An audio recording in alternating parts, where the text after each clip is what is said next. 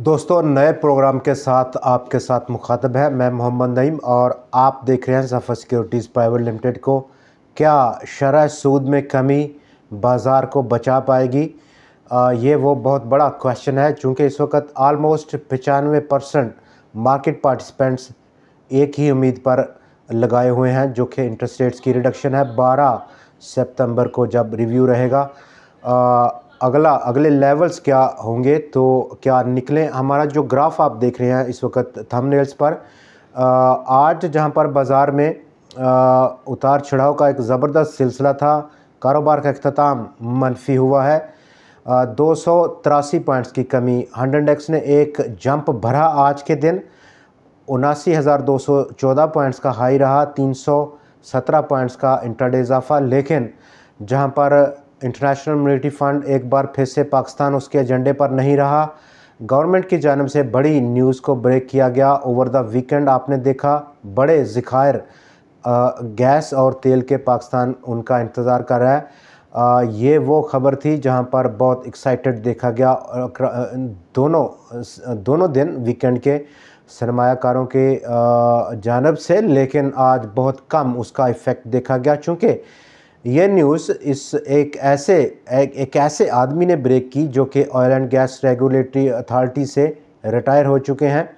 कोई इस वक्त के जो करंट अफेयर हैं उनके पास उसका कुछ लेना देना नहीं है उनके साथ। उन्होंने ये न्यूज़ ब्रेक की कि बड़े रिज़र्व्स पाकिस्तान को मिल रहे हैं, लेकिन जहां पर बहुत सारी दूसरी इस तरह की न्यूज़ हैं, गवर्नमेंट ऑफ पाकिस्तान और उसके ऑफिशल्स वज़रा दिन रात इस तरह की न्यूज़ पर हम देखते हैं कि बात कर रहे हैं, चूँकि ये उनका काम है कि वो इस तरह की न्यूज़ और उन पर बात करें। अपकमिंग किस तरह की बेहतर न्यूज़ हैं पाकिस्तान की इकानमी के लिए, पाकिस्तान के लोगों के लिए। यही वो वजह है जिसके लिए वो इंटरेस्टेड किए गए हैं।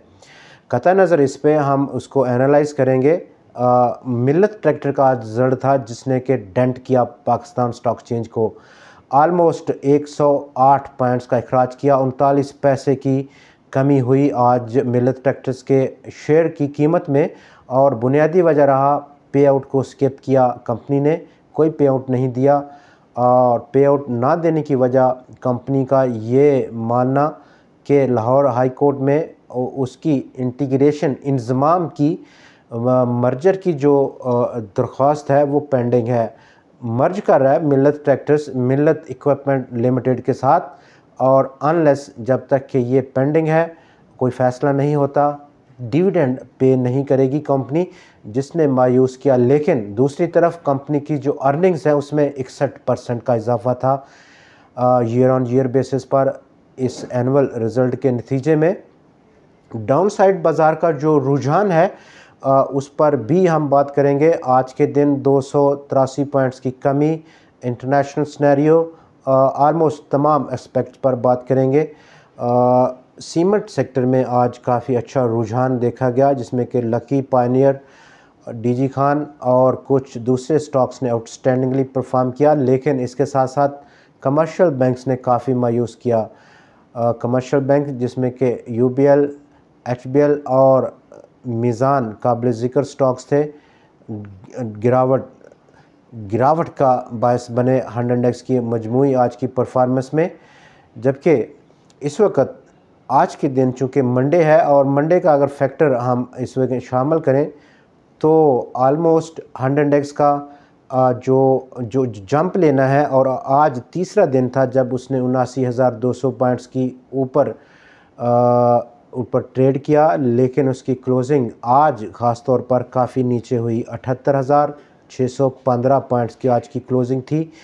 डाउन साइड बाज़ार का जो रुझान है, जहां पर बाज़ार इस वक्त कुछ कहने की कोशिश कर रहा है हमसे, वो कह रहा है कि उसके जो सेंटिमेंट्स हैं वो बता रहे हैं, कुछ कहना चाह रहे हैं कि अब वो क्या डायरेक्शन लेना चाह रहा है।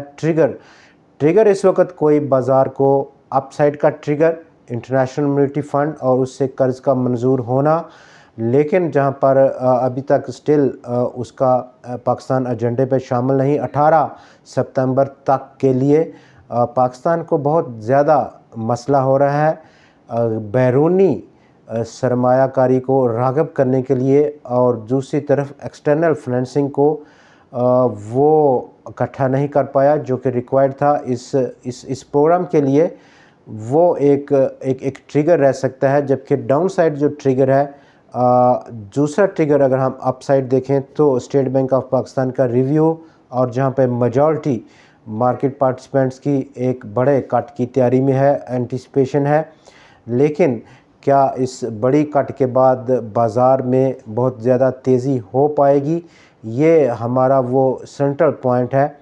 सीमेंट्स, स्टील्स और ऑटोज़ डेफिनेटली एक बड़ा पॉजिटिव इम्पैक्ट रखते हैं। In case of interest rates की रिडक्शन हो तो सीमेंट और स्टील दोनों सेक्टर्स पिछले चंद हफ्तों से काफ़ी ज़्यादा करेक्शन करके एक ऐसा रूम पैदा कर चुके हैं, जिससे ये काफ़ी ज़्यादा हमें उम्मीद होती है कि अब इन सेक्टर्स में एक अच्छी खासी रिकवरी देखने को मिल सकती है। जैसे कि आज भी हमने मुख्तलिफ सीमेंट स्टॉक्स में अच्छी परफॉर्मेंस देखी।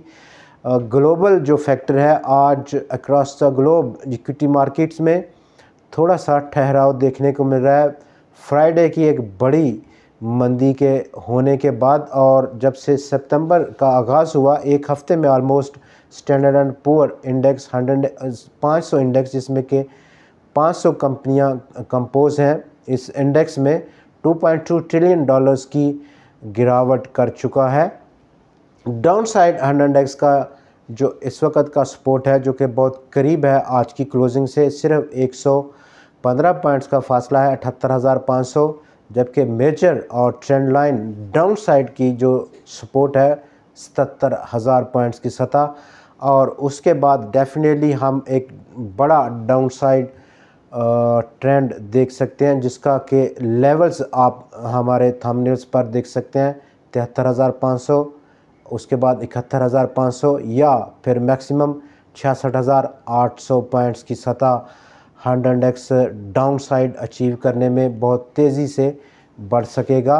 लेकिन फिल वक्त जो ट्रिगर है बाज़ार को अप साइड या डाउन साइड, वो अभी तक कोई इस तरह की फॉर्म में नहीं मिला कि 100 इंडेक्स फ़ौरन उस पर एक्ट करे। शेयर्स जो कि इंडेक्स हैवीवेट स्टॉक्स हैं, वो काफ़ी ज़्यादा इन्फ्लेटेड लेवल्स पर हैं। आलमोस्ट तमाम वो शेयर्स जिन्होंने पिछले एक साल से ज़बरदस्त रैली में कंट्रीब्यूट किया है, और उनमें जब जब एक छोटी रैली हम देखते हैं तो प्रॉफिट टेकिंग बहुत तेज़ी के साथ अगले ही रोज़ देखने को मिलती है। ये वो तमाम सिनेरियो है जो कि इस वक्त बाज़ार में देखने को हमें मिल रहा है। कल चूँकि ट्यूसडे होगा और मंडे फैक्टर का इफ़ेक्ट जो आज बाज़ार ले चुका वो बहुत ही कम होगा। Number 2, equity market across the globe, उनमें क्या ट्रेंड रहता है कल, वो हमें देखने की ज़रूरत रहेगी। दूसरी तरफ अगर हम देखें तो बाकी जो न्यूज़ है, जिसमें कि सीमेंट सेल्स की गिरावट भी अभी तक बाय से डिस्कशन है 25.68% की अगस्त के लिए, जिस पर हम पिछले प्रोग्राम में बात कर चुके हैं। इलेक्ट्रिक व्हीकल्स और प्रोजेक्शंस है BYD की पाकिस्तान के लिए कि 2030 तक, यानी कि अगले 6 सालों में आलमोस्ट उनकी मार्केट टोटल ऑटो सेल की 50% मार्केट का शेयर कैप्चर कर जाएगी electric vehicles. Lucky core industries ने तमाम एक्विजिशन कंप्लीट कर ली फाइज़र पाकिस्तान के लिए, और उसका प्लांट जो कराची में है टोटली उसने एक्वायर कर लिया। अटक सीमेंट ने अनाउंस किया कंपनी ने कि $5.85 मिलियन की मालियत के शेयर्स उसने अपनी सब्सिडी में बेचे हैं, जिसके साकर अल कातान कंपनी का सब्सिडी का नाम है। बड़ा एक अदर इनकम आने की तौक़ुआत है अटक सीमेंट कंपनी के लिए। अरामको ने अनाउंस किया कि अभी तक पाकिस्तान के अंदर वो किसी भी किस्म की कमीशनिंग शुरू नहीं कर सका, चूँकि आप जानते हैं 40% स्टेक उसने ख़रीदा है गो पाकिस्तान के लिए। दोस्तों, आज के प्रोग्राम इतना ही। कल फिर आपसे मुलाकात होगी।